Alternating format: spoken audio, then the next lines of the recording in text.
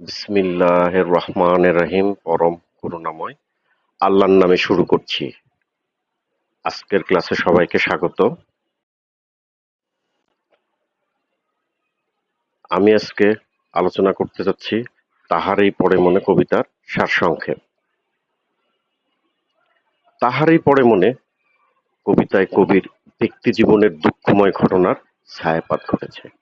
তার সাহিত্য সাধনার প্রেরণাদাতা স্বামী সৈয়দ নেহাল হোসেনের আকস্মিক মৃত্যুতে কবির জীবনে প্রচণ্ড শূন্যতা নেমে আসে।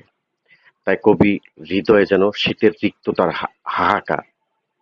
তার কাব্যসাধনার মধ্যে নেমে আসে এক দুঃসহ বিষণ্ণতা। তাই বর্তমানের বসন্ত ও এর সৌন্দর্য কবির মনে কোনো পুলকতার ভাব জাগায় না।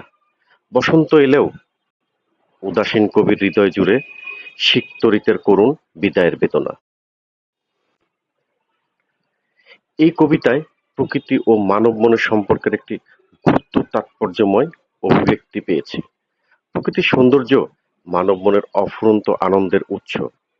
প্রকৃতি দ্বারা মানব মন নিয়ন্ত্রিত হয়, কিন্তু মানব মনে বিচ্ছিন্নতা, বেদনা অনুভূত হলে তখন মানব মনে প্রকৃতির সৌন্দর্য স্পর্শ করতে পারে না।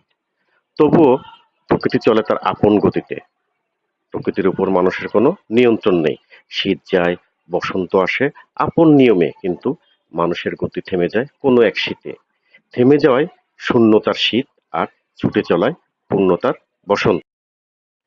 সকলকে অসংখ্য অসংখ্য ধন্যবাদ জানিয়ে শেষ করছি।